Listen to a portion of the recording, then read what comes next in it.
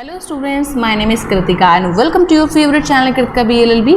Students, आज इस video में हम कवर करेंगे लॉ ऑफ टॉर्ट का क्वेश्चन नंबर 8 और जिसका आप लोगों को बहुत टाइम से इंतजार था और आप लोगों की डिमांड पर हम लॉ ऑफ टॉर्ट की जो प्लेलिस्ट हमारी अधूरी पड़ी थी किसी वजह से, उसको हम पूरा करने जा रहे हैं। और आज हम लॉ ऑफ टॉर्ट का क्वेश्चन नंबर 8 डिस्कस करेंगे, इसके बाद 9 और बाकी जितने भी आपके लॉ ऑफ टॉर्ट के इंपॉर्टेंट क्वेश्चन बनेंगे मैं सारे करवाऊंगी जो कि लॉन्ग क्वेश्चन के फॉर्म में होंगे।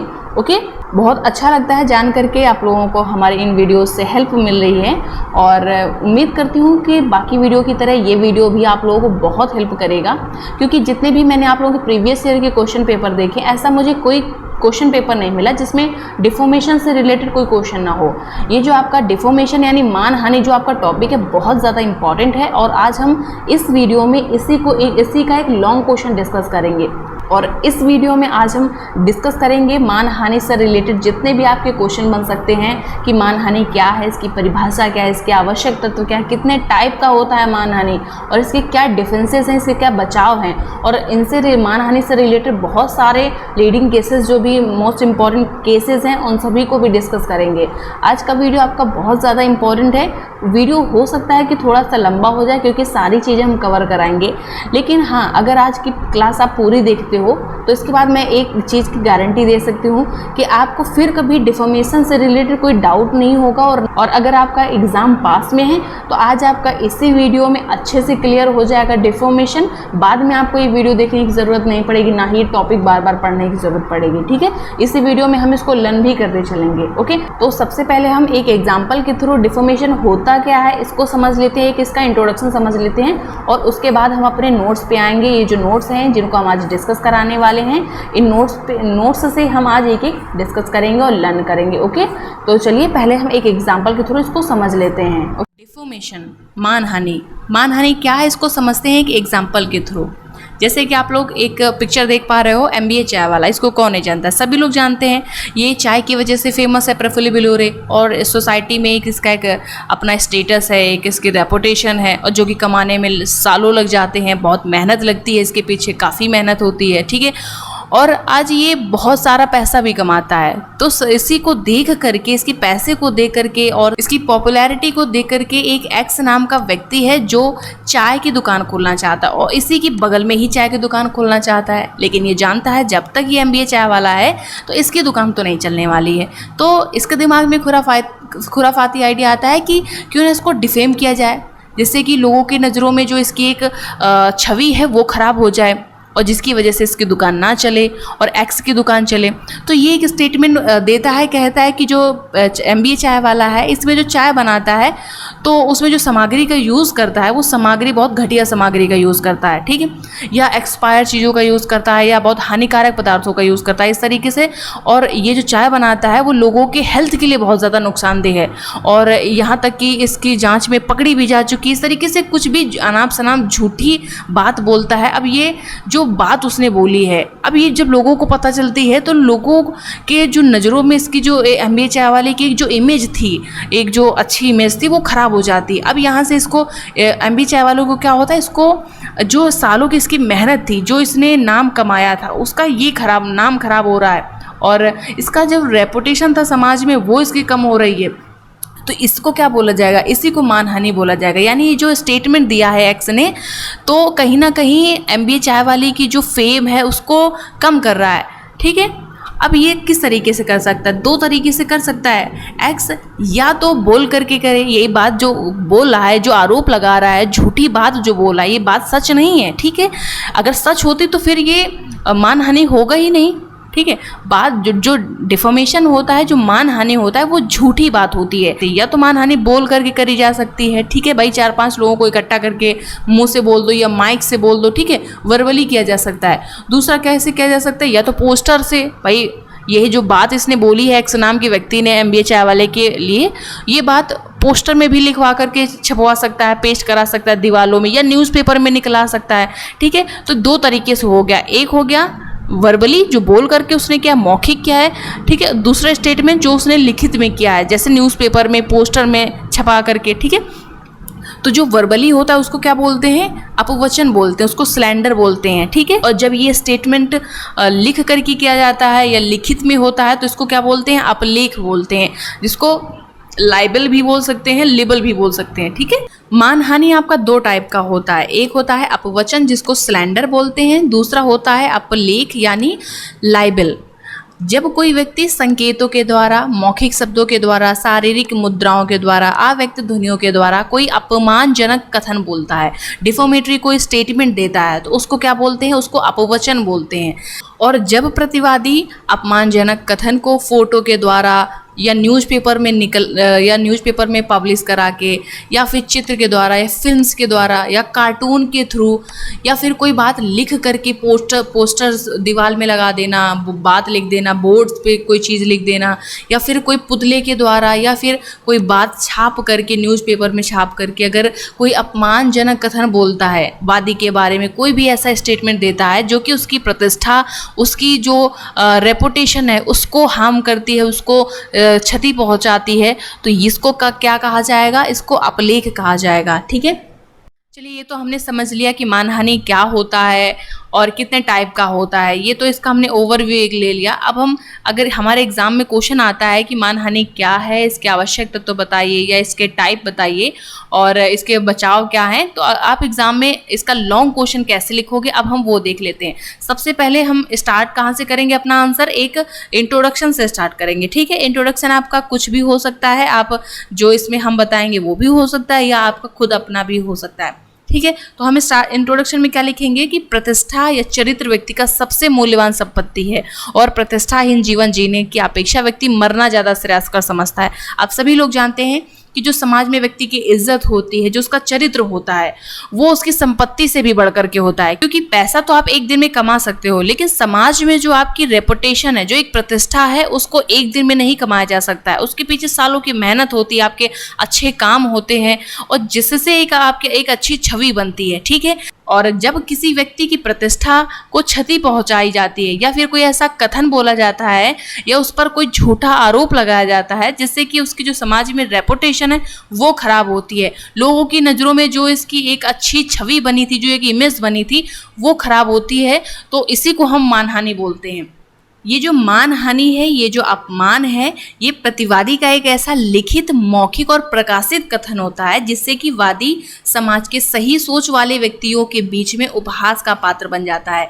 जैसे कि अगर ए नाम के व्यक्ति को, जो कि एक सोसाइटी में रह रहा है, अगर उससे बी नाम का व्यक्ति कहता है कि ए नाम के व्यक्ति ने हमारा और बाकी बहुत सारे लोगों का उधार पैसा लिया हुआ है और अभी तक दिया नहीं है और वो एक चोर, एक बेईमान व्यक्ति है, तो यहाँ पर लोगों की नज़रों में उसकी जो इमेज है वो खराब हो जाती है। अब लोग उसको उस नज़र से देखने लगते हैं कि ये ए नाम का व्यक्ति जो है ये एक बेईमान है। अब ये लोगों के बीच उपहास का पात्र बन जाता है, तो इसको कहा जाएगा कि बी ने ए व्यक्ति की मानहानि की है।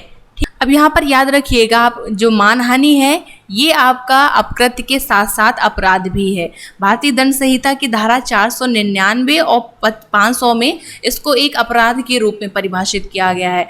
यहाँ जो धारा 499 है इसमें मानहानि की डेफिनेशन बताई गई है कि क्या है मानहानि, और धारा 500 में इसकी सजा बताई गई, इसका दंड बताया गया है कि अगर कोई व्यक्ति मानहानि का अपराध करता है तो उसको कितनी सजा होगी, ये कितना उसको दंड होगा। तो आइए इसकी एक बार डेफिनेशन देख लेते हैं कि इसकी डेफिनेशन क्या है मानहानि की धारा 499 में। आइए अब हम देख लेते हैं मानहानि की डेफिनेशन। भारतीय दंड संहिता 1860 की धारा 499 में इसको परिभाषित किया गया है। परिभाषा कुछ इस तरीके से है कि जब कोई या तो बोले या पढ़े जाने योग्य शब्दों द्वारा, संकेतों द्वारा या दृश्य रूपेणों द्वारा किसी व्यक्ति विशेष के बारे में कोई लांछन इस आशय से लगाता है कि ऐसे लांछन से किसी व्यक्ति विशेष को ख्याति की अपहानि होती है, यानी उसकी जो प्रतिष्ठा है, जो उसकी रेपुटेशन है वो उसको हार्म होता है, उसको नुकसान पहुंचता है, तो इसे मानहानि करना कहा जाएगा। और याद रखिएगा कि धारा जो 500 है, 500 में इसके दंड के प्रावधान दिए गए हैं कि अगर कोई व्यक्ति मानहानि का अपराध करता है तो उसे 2 साल की सजा दी जाएगी या जुर्माना, या फिर दोनों एक साथ दिया जा सकता है, ठीक है। याद रखिएगा धारा 500, ठीक है। धारा 500 में इसके दंड बताया गया है और 499 में इसकी परिभाषा बताई गई है। ये चीज़ें अगर आप मेंशन करते हो अपने आंसर में तो आपका एक बहुत अच्छा आंसर बन जाता है, ठीक है, और डेफिनेटली एग्जामिनर आपको अच्छे मार्क्स देगा। आइए वापस अब अपने आंसर पे आते हैं। इतना तो आप लोग समझ गए। अब इसके आगे एक लाइन में लिख सकते हो कि जो मौखिक अपमानजनक कथन होता है उसको अपवचन यानी स्लैंडर कहा जाता है, जबकि जो लिखित अपमानजनक कथन होता है उसको अपलेख यानी लाइबल भी कहा जाता है, ठीक है। अब अंग्रेजी विधि में जो इंग्लिश लॉ है उसमें अपवचन और अपलेख में डिफरेंस बताया गया है। क्या है डिफरेंस, आइए समझते हैं, और हो सके तो अपने आंसर में इसको मेंशन भी कर सकते हो आप लोग, ठीक है। अब इसमें डिफरेंस क्या बताया गया है इंग्लिश लॉ में। पहला डिफरेंस बताया गया है कि जो अपवचन होता है ये अपमानजनक कथन का अस्थायी रूप से प्रकाशन होता है, ठीक है, और जबकि जो अपलेख होता है ये अपमानजनक शब्दों का स्थायी रूप से प्रकाशन होता है। जैसे हमने पहले वाले एग्जाम्पल में क्या देखा था कि जो एक्स नाम का व्यक्ति था MBA चाय वाले के बारे में जो झूठा आरोप लगाता है, जब वो मुंह से बोल करके या फिर एक्सप्रेशन से कोई बात बोलता है वो कुछ टाइम के लिए होता है, ठीक है, अस्थायी रूप से होता है। लेकिन जब वही बात वो न्यूज़पेपर में निकला देता है, लोग हमेशा या काफ़ी टाइम बाद भी उसको देख सकते हैं, या फिर किसी दीवार में प्रिंट करा देता है या पुतले के द्वारा कोई बात बोलता है, तो ये जो होती है ये चीज़ स्थायी रूप से होती है, ठीक है। अगर उसी चीज़ का कोई वीडियो बना करके वो चीज़ बताता है लोगों को, ठीक है, तो ये स्थायी रूप से होता है। वहीं दूसरा डिफरेंस बताया गया है कि यह मौखिक हो सकता है तथा संकेतों के माध्यम से भी हो सकता है, जबकि आपका जो अपलेख है ये लिखित हो सकता है, मुद्रित और मूर्ति के रूप में, पुतले के रूप में भी हो सकता है। तीसरा डिफरेंस ये बताया गया कि अपवचन जो होता है ये कानों को संबोधित करता है। जब कोई बात आप बोल रहे हो तो वो कानों को, अब कैसे आपको पता चलेगा कि अपवचन है कि अपलेख, तो इसका एक ये भी याद रखना कि जो अपवचन होता है वो कानों को संबोधित करता है, ठीक है, लेकिन जो आपका अपलेख होता है वो आंखों को संबोधित करता है, ठीक है। अब आप कहोगे जो मूवीज वगैरह हैं, जो वीडियोस वगैरह आप देखते हो, फिल्म्स देखते हो, वो क्या है, वो अपवचन है कि अपलेख है, तो इससे रिलेटेड भी आपका एक केस है, आइए उसको भी देख लेते हैं, ठीक है। तो यहाँ पर एक आपका केस है यूसुपोव वर्सेस MGM पिक्चर्स। इस वाद में यह निर्णय दिया गया कि सिनेमा फिल्म्स अपलेख हैं, क्या है, अपलेख हैं, क्योंकि यह चित्र के रूप में होता है तथा इसमें मौखिक कथन का अंकन भी स्थायी रूप से होता है, ठीक है। जो मूवीज वगैरह हैं और जो फिल्म्स में जो दिखाया जाता है तो वो स्थायी रूप से होता है, ठीक है। और क्योंकि इसमें जो बोले गए जो शब्द हैं बेशक वो ओरली हो लेकिन वो स्थायी रूप से होते हैं, ठीक है, तो इस वजह से इसको अपलेख माना जाएगा, ओके। आइए अब हम देखते हैं कि मानहानि से रिलेटेड जो भारत में और इंग्लैंड में कानून है इनके बीच में डिफरेंस क्या है। तो पहला जो डिफरेंस है कि अपवचन को एक दीवानी अपकृत्य तथा अपलेख को अपराध माना गया है।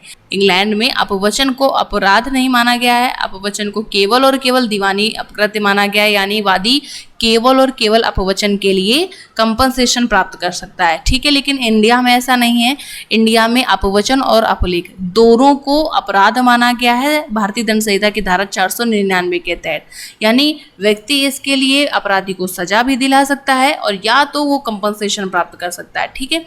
दूसरा डिफरेंस क्या है, अपलेख स्वतः अनियोज्य है। इंग्लैंड में अपलेख स्वतः अनियोज्य है, जबकि अपवचन के मामले में वादी को प्रतिकर प्राप्त करने हेतु क्षति यानी नुकसानी का साबित किया जाना जरूरी है, आवश्यक है। इंडिया में अपवचन और अपलेख दोनों ही स्वतः अनियोज्य है, यहाँ पर प्रतिकर प्राप्त करने के लिए नुकसानी साबित करना जरूरी नहीं है। अब हम देख लेते हैं सबसे ज़्यादा इंपॉर्टेंट चीज़ जो है मानहानि के आवश्यक तत्व। मानहानि के 3 आवश्यक तत्व हैं जो सबसे ज़्यादा इंपॉर्टेंट हैं। पहला कि शब्द या कथन अपमानजनक हो। दूसरा आवश्यक तत्व है कि अपमानजनक कथन वादी को संदर्भित या वादी को संबोधित होना चाहिए। तीसरा आवश्यक तत्व है कि अपमानजनक कथन का प्रकाशन हुआ हो। अब हम एक एक करके डिस्कस कर लेते हैं। इस तरीके से आप अपने एग्जाम में लिखिएगा आंसर, ठीक है। ये तीनों आवश्यक तत्व एक ही जगह पे लिख दिए ताकि एग्जामिनर जब पढ़े तो तीनों को एक साथ पढ़ ले, ठीक है। क्योंकि आप एक्सप्लेन करने के चक्कर में लग जाओगे तो क्या पता पहला वाला आवश्यक तत्व 2 पन्ने में आप एक्सप्लेन करो, ठीक है। तो अब तीसरा आपका दूसरा एसेंशियल एलिमेंट पढ़ने में एग्जामिनर को बड़ा टाइम लगाना पड़ेगा। मतलब एग्जामिनर को हमें फ्रस्ट्रेट नहीं करना है, उसको परेशान नहीं करना है, ठीक है। उसको जितना आराम दोगे कॉपी चेक करने में उतना अच्छा मार्क्स देगा आपको, ठीक है। फिर भी हाँ, इतना भी आराम ना दो कि कुछ लिखो ही ना और बोल दो कि हम आराम दे रहे हैं एग्जामिनर को, ऐसा भी नहीं। मतलब उसको अच्छा कंटेंट दो और अच्छी हैंडराइटिंग में अच्छे से प्रेजेंट करो, ठीक है। इधर उधर छिपाओ नहीं। जो इंपॉर्टेंट चीज़ है लगे आपको कि एग्जामिनर को पढ़नी चाहिए ये चीज़, तो उसको हाईलाइट करो, सामने रखो उसके। अब यहाँ पर जो हमारा पहला इसेंशियल एलिमेंट है कि कथन अपमानजनक होना चाहिए, यानी द स्टेटमेंट मस्ट बी डिफोमेटरी, यानी जो भी प्रतिवादी के द्वारा स्टेटमेंट दिया जा रहा है वो ऐसा होना चाहिए कि वादी की प्रतिष्ठा, जो समाज में सही सोच वाले व्यक्तियों की दृष्टि में जो उसकी प्रतिष्ठा है, जो इज्जत है, जो उसकी छवि है, वो कम करता हो, उसको क्षति पहुंचाता हो, और वो जो व्यक्ति है, जो वादी है, वो एक उपहास का पात्र बन जाए, उसका मजाक बन जाए, लोगों से वो नजरें ना मिला पाए, लोगों से नजरें छिपाता हुआ घूमे, तो यहाँ पर ऐसे कथन को अपमानजनक माना जाएगा। ठीक है, और यहाँ जो आपका जो अपमानजनक कथन है ये मौखिक, लिखित, चित्र के रूप में, मूर्ति, पुतले के माध्यम से और यहाँ तक कि आचरण के द्वारा भी अनुमानित की जा सकती है। ठीक, अब यहाँ पर एक केस है जी श्रीधर मूर्ति बनाम बेल्लारी नगर निगम का। ये केस का अच्छा एग्जाम्पल है। इस बात में होता क्या है कि नगर निगम ने एक व्यक्ति के विरुद्ध गिरफ्तारी का वारंट जारी कराया और उसके बाद उसके फर्नीचर, सामान तथा किताबें भी जब्त कराई गई। यहाँ पर कर्नाटक उच्च न्यायालय ने यह निर्णय दिया कि नगर निगम की इस कार्यवाही को उन्होंने अपमानजनक व्यवहार माना, जिससे कि उस व्यक्ति का अपमान हुआ। ठीक है, और ये जो है व्यक्ति के आचरण के द्वारा अनुमानित किया गया, जो उसकी इस तरीके से सबके सामने उसका घर का सामान का फर्नीचर और उसका जो भी सामान, किताबें वगैरह थी जो जब्त कराई गई, इसको एक अपमानजनक व्यवहार माना गया। ठीक है, बेशक उसको गिरफ्तार करने का आपका वारंट है, आप उसको गिरफ्तार करिए, लेकिन इस तरीके का जो व्यवहार करना उसके साथ, इसको न्यायालय ने, कर्नाटक उच्च न्यायालय ने एक अपमानजनक व्यवहार माना। एक दूसरा केस है रामधारा बनाम फूलवती बाई। ये जो केस है, इस केस में क्या होता है कि एक 45 वर्ष की एक विधवा को उसके पुत्र वधू के मामा की रखैल कहा जाता है, और यहाँ पर यह निर्णय दिया गया कि ये ना सिर्फ एक अश्लील गाली है, बल्कि ये उस महिला के चरित्र पर भी एक लांछन है, और यहाँ पर ये जो लांछन लगाया गया है ये एक अपमान के तुल्य है, यानी एक मानहानि या अपमान के बराबर है। ठीक है, तो इसको भी एक अपमानजनक कथन माना गया। अब यहाँ से आपको समझ में आ गया कि अगर वादी मानहानि के बाद में सफल होना चाहता है तो उसको ये साबित करना पड़ेगा कि जो कथन बोला गया था वो अपमानजनक था। अब यहाँ पर याद रखिएगा कि जो मानहानि है उसमें आशय महत्वपूर्ण नहीं है। प्रतिवादी ये नहीं कह सकता है कि उसका इरादा उसकी मानहानि करना नहीं था या उसका अपमान करना नहीं था। यहाँ पर केवल बस ये देखा जाएगा कि उसके ऐसे बोलने से या उसके ऐसे कथन से वादी की प्रतिष्ठा को क्षति पहुंची कि नहीं, उसकी रेपुटेशन, उसकी जो छवि है वो खराब हुई है कि नहीं है। दूसरा आपका मोस्ट इम्पॉर्टेंट इसेंशियल एलिमेंट है कि कथन वादी को संदर्भित होना चाहिए, यानी ये बहुत ज़्यादा ज़रूरी है कि अगर वादी मानहानि के वाद में सफल होना चाहता है तो उसे ये साबित करना पड़ेगा कि वो जिस कथन के विरुद्ध शिकायत कर रहा है वो कथन उसी वादी को संबोधित है। अब ऐसा नहीं, एक केस था आपका ईस्टवुड बनाम होम्स का केस था। इस मामले में प्रतिवादी ने कहा था कि इस स्थान के जितने भी वकील हैं वो सारे चोर हैं। तो यहाँ इस एरिया का कोई एक वकील उस प्रतिवादी के विरुद्ध तब तक मानहानि का वाद नहीं ला सकता है जब तक ये साबित न कर दे कि प्रतिवादी के द्वारा जो अपमानजनक कथन बोला गया था वो इस विशिष्ट वकील के बारे में बोला गया था। इस प्रकार से जिस व्यक्ति को अपमानजनक कथन प्रकाशित किया गया था उसे युक्त रूप से यह अनुमान होना चाहिए कि अपमानजनक बातें वादी के बारे में ही कही गई हैं। अगर ऐसा साबित कर देता है तो फिर वो प्रतिवादी के ऊपर मानहानि का वाद ला सकता है और उससे क्षतिपूर्ति प्राप्त कर सकता है। इस टॉपिक से रिलेटेड आपका ये एक बहुत अच्छा केस है, न्यू स्टेट बनाम लंदन एक्सप्रेस न्यूज़पेपर लिमिटेड का केस है। इस बात में क्या होता है, जो न्यूज़ छापने वाली जो कंपनी होती है उसके द्वारा एक लेख प्रकाशित किया जाता है। ठीक है, एक आर्टिकल लिखा जाता है। आर्टिकल में क्या लिखा जाता है कि हेराल्ड न्यू स्टेट नाम का एक कैमलर व्यक्ति जो कि द्विविवाह की सजा पाया था, और ये जो कहानी है ये हेराल्ड न्यू स्टेट नामक एक व्यक्ति जो कि बार में काम करता था उसके लिए ये बात सत्य थी, लेकिन एक और हेराल्ड न्यू स्टेट नाम का व्यक्ति था जो कि नाई था, उसके लिए ये बात गलत थी। और यहाँ पर इस व्यक्ति ने, जो कि नाई था, इसने प्रतिवादी के खिलाफ, प्रतिवादी यहाँ पर ये न्यूज़पेपर छापने वाली कंपनी है, इस कंपनी के विरुद्ध ये वाद लाता है मानहानि का कि इनके कथन से उस व्यक्ति की मानहानि हुई है या उस व्यक्ति का अपमान हुआ है, क्योंकि जो हेराल्ड न्यू स्टेट जो कि नाई था उसको द्विविवाह की कोई सजा नहीं हुई थी और क्योंकि इनका ये जो लेख है ये वादी को संदर्भित है, तो यहाँ पर न्यायालय के द्वारा भी प्रतिवादी को उत्तरदायी ठहराया गया। तो इसका मतलब ये हुआ कि अगर वादी मानहानि के वाद में सफल होना चाहता है तो उसे ये साबित करना पड़ेगा कि ये जो अपमानजनक कथन है ये उस वादी को ही बोला गया है, ठीक है, उसी को संबोधित है। अब इस वाद से आपके दिमाग में एक सवाल आ रहा होगा कि सपोज करिए एक राम शर्मा नाम का व्यक्ति है जिसे चोरी के लिए 5 साल की सजा हुई थी। अब ये कोई कंपनी है, अगर ये न्यूज़ में या फिर न्यूज़पेपर में एक आर्टिकल छापती है या इस व्यक्ति के बारे में लिखती है, तो हो सकता है राम शर्मा नाम के और भी व्यक्ति होंगे, तो उनके लिए ये बात सही नहीं होगी। तो क्या वो सारे इस कंपनी के खिलाफ वाद ला सकते हैं?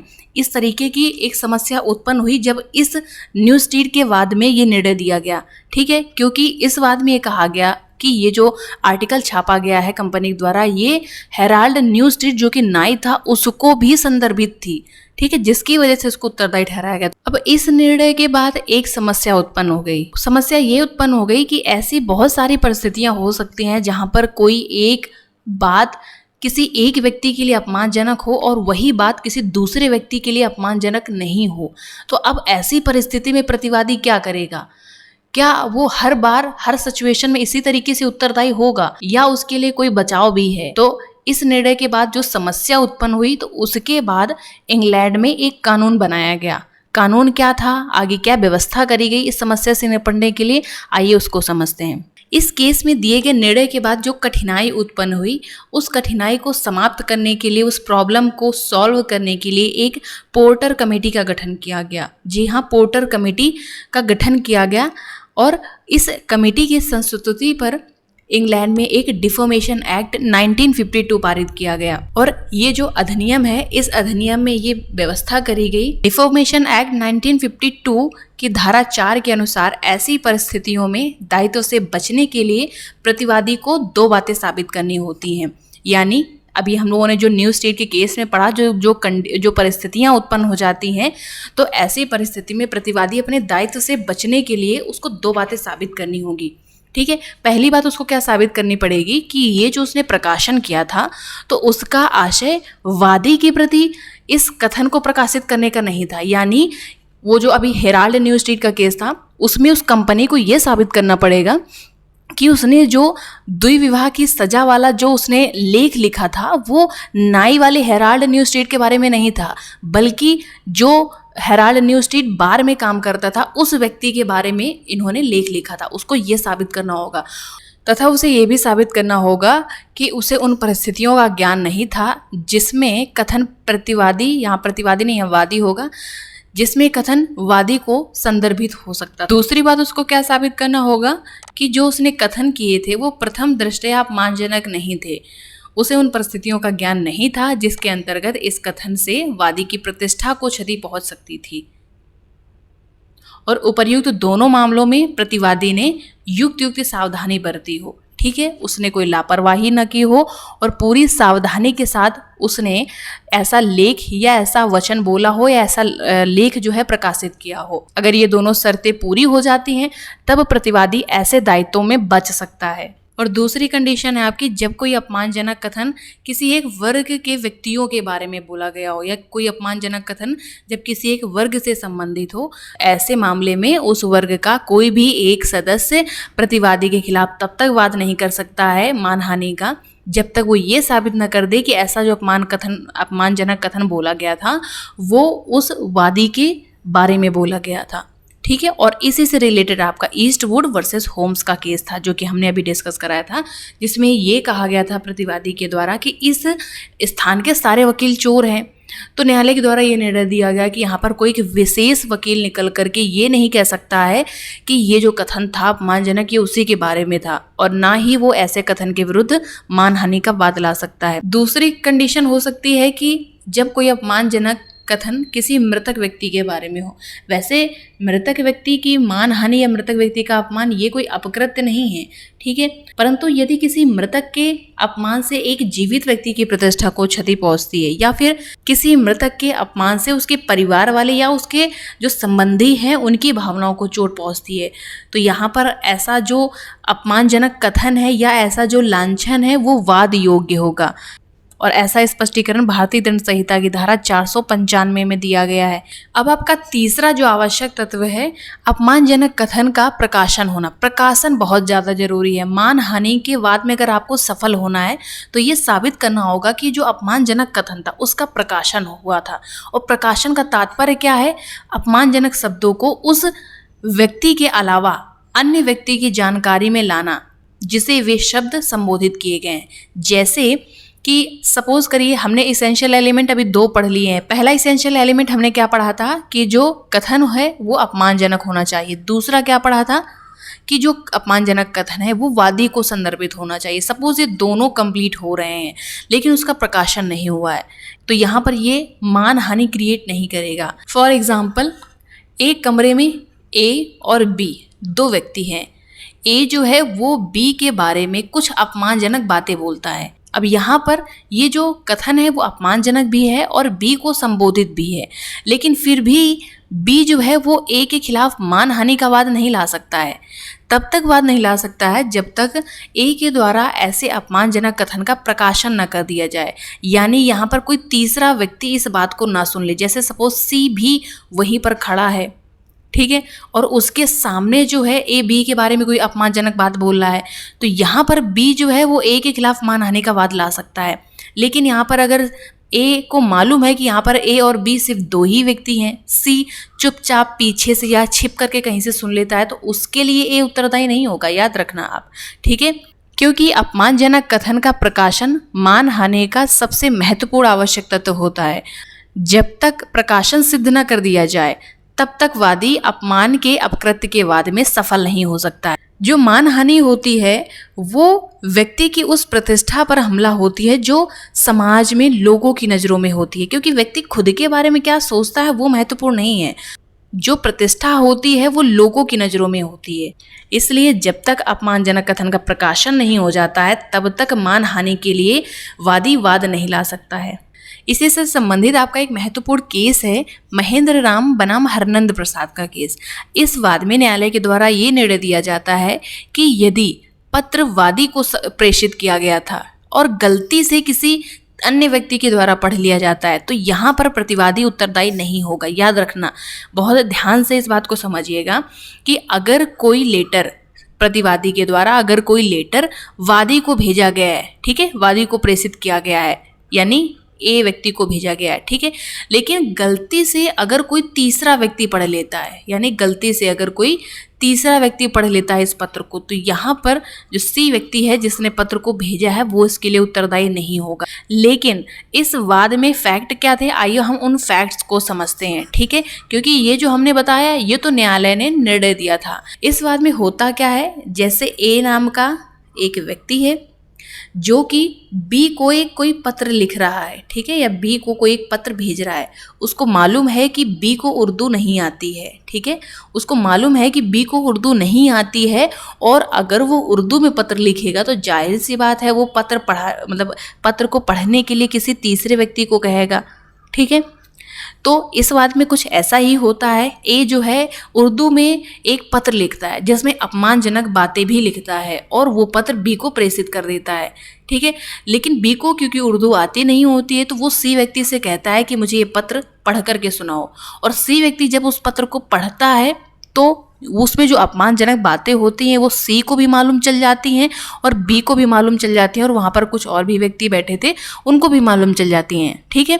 तो यहाँ पर क्या हुआ कि जो बी है उसका अपमान हो गया। तो अब यहाँ पर जो ए व्यक्ति है उसको इस मानहानि के लिए उत्तरदायी ठहराया जा सकता है, जिम्मेदार ठहराया जा सकता है। और यहाँ पर अगर ए व्यक्ति को ये मालूम होता कि बी को उर्दू आती है और वो सिर्फ बी को ही लिख रहा है और उसको ये भी मालूम है कि बी व्यक्ति ही केवल पढ़ेगा इस लेटर को, और गलती से अगर बी की गलती की वजह से अगर कोई तीसरा व्यक्ति पढ़ लेता है तब तो ए उत्तरदायी नहीं होगा। अब यहाँ पर आपके तीनों मानहानि की आवश्यकता तो कंप्लीट हो गए। पहला है कि कथन का अपमानजनक होना चाहिए, दूसरा है कि जो कथन है वो वादी को संदर्भित हो या वादी को संबोधित हो, तीसरा और सबसे इम्पॉर्टेंट आवश्यक तत्व कि ऐसे अपमानजनक कथन का प्रकाशन होना जरूरी है, ठीक है। अब ये प्रकाशन बहुत तरीके से हो सकता है, बोलकर भी इसका प्रकाशन किया जा सकता है, सोशल मीडिया आजकल तो आ गया है, और या फिर न्यूज़पेपर में पब्लिश करा के, या फिर कहीं पोस्टर लगवा करके इस तरीके से प्रकाशन किया जा सकता है। प्रकाशन में पर क्योंकि वीडियो आज का थोड़ा सा ज़्यादा लंबा हो गया है, इस वजह से